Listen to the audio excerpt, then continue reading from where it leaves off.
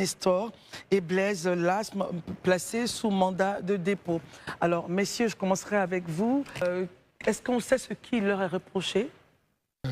C'est vraiment dommage, hein, ce à quoi nous assistons, parce que souvent quand on parle, les gens pensent qu'on n'a pas véritablement le contour de tout ce qui se passe dans ce pays.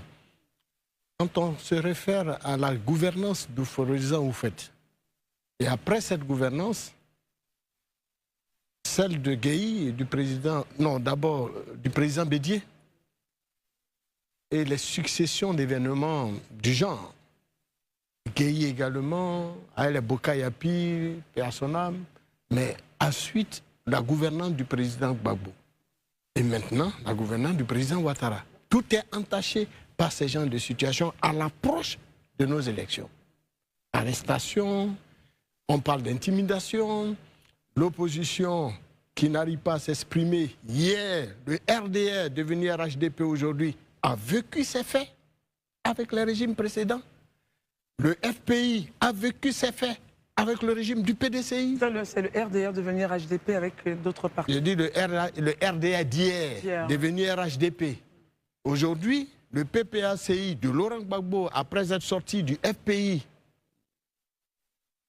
vit les mêmes situations avec donc le RHDP, dans lequel vous avez le RDR, le UDPCI et j'en passe.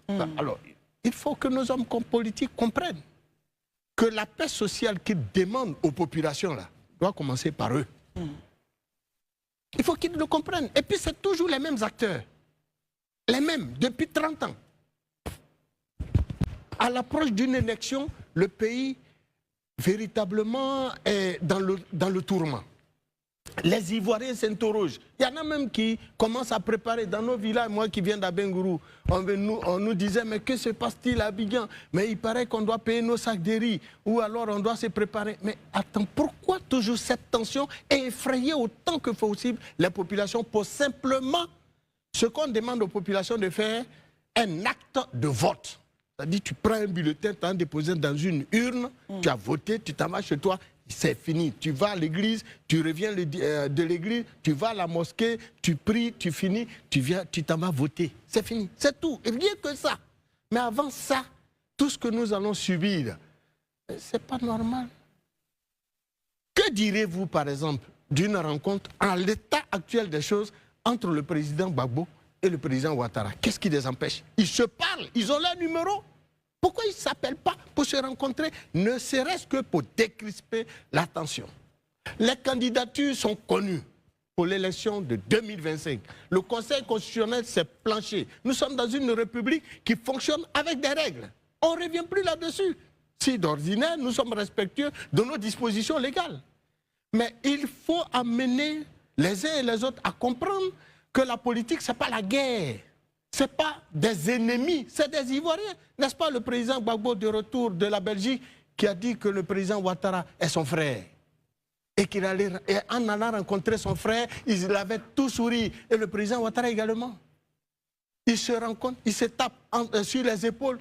Alors, pourquoi donne-t-il l'impression aux populations qu'ils sont des ennemis au moment des joutes électorales? Alors, bref, moi, je pense que l'heure est venue de décrisper l'atmosphère. Il faut une rencontre entre ces hommes politiques. Le président Gbagbo s'assoit avec le président Ouattara, ils se parlent au sort, même s'ils veulent à huis clos. Mais ça a un enjeu, ça a une incidence. Les gens demandent à vous rencontrer. Sous la gouvernance de la primature par le premier ministre Amadou Bon Coulibaly, l'opposition a été reçue. Sous la gouvernance de la même primature par Ahmed Bakayoko, l'opposition a été... pourquoi avec le même Premier ministre actuel, eh bien cela n'est pas possible. Et pourtant, c'est possible de le faire.